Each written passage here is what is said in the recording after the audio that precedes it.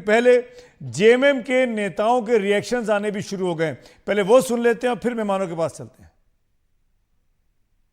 देखिए, हमारे मुख्यमंत्री आदरणीय हेमंत सोरेन जी को जिस तरह से लगातार एक किया जा रहा था, आज उन्होंने तय किया है कि वो इस्तीफा दे रहे हैं और हमने अपना लीडर आदरणीय चंपाई सोरेन जी को चुन लिया है और उसका दावा हम लोग प्रस्तुत करेंगे। सारे विधायक हमारे साथ हैं। विधायकों को अंदर पहले जाने दिया गया, फिर बाहर किया गया। अब ये देखते हैं कि राज्यपाल महोदय अगर बुलाएंगे तो हम लोग सारे विधायकों के साथ पैरेड कर पाएंगे। नहीं, बुलाना ही है। संवैधानिक पद पर बैठे हुए कोई घर की बात थोड़ी जो है। जो भी करना है ठोक के करना है और सबको अपना अपना दायरा पता है। नहीं, देखिए, कोई सहमति आप लोगों की वो कहानी थी, काल्पनिक कहानी कल्पना जी के बारे में।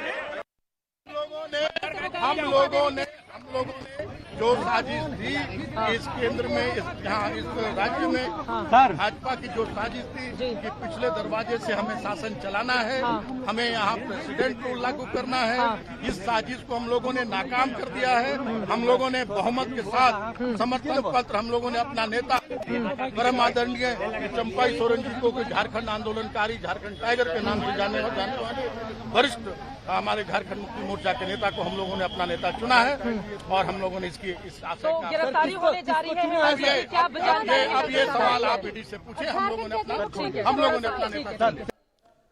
तो सुना आपने, झारखंड के बड़े नेताओं के बयान भी आ गए और साफ तौर पर वो ये कह रहे हैं कि वो इस्तीफा देंगे और चंपाई सोरेन नए मुख्यमंत्री होंगे। मेरे साथ शशि शेखर जी, वरिष्ठ पत्रकार, अखबार हिंदुस्तान के संपादक जुड़ रहे हैं। शशि जी, बहुत बहुत शुक्रिया वक्त निकालने के लिए। आज के इस दिन भर के घटनाक्रम को शशि जी आप कैसे देखते हैं?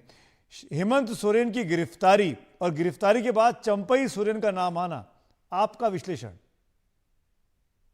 सुमित, इसमें दो तीन बातें हैं। पहली बात यह कि हेमंत सोरेन को गिरफ्तार होना था, ये उनको खुद भी मालूम था और इसीलिए उन्होंने तरह तरह के स्वांग किए, कभी गायब हो गए, कभी कुछ किया उन्होंने, लेकिन उनकी गिरफ्तारी अनअवॉइडेबल थी, वो जानते थे।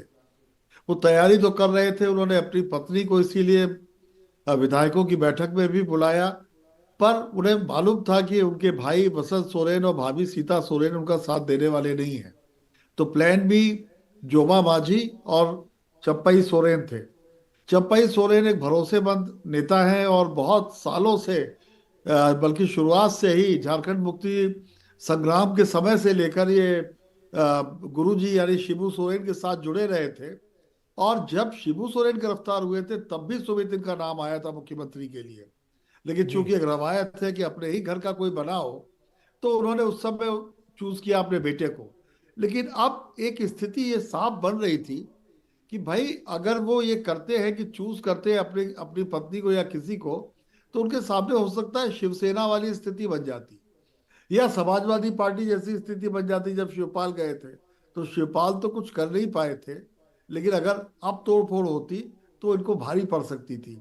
एक और भी बात थी कि यदि राजभवन ये फैसला करता कि नहीं साहब हमारे तो जी हाँ, आपको आवाज आ रही है? हाँ बिल्कुल बिल्कुल, फर्स्ट क्लास। आप अगर राजभवन ये फैसला करता कि भाई ये बहुमत से दूर जा रहे हैं क्योंकि इनकी पार्टी में विग्रह हो रहा है, तब एक ये भी संभव था कि चुनाव आयोग से सलाह लेकर चुनाव करा देते लोकसभा के साथ साथ। और उससे बचने के लिए चूंकि अभी लगभग 1.5 साल है अगले विधानसभा चुनाव में, तो सारे विधायकों ने निर्णय किया यही होगा कि भाई कोई बीच का रास्ता निकाला जाए।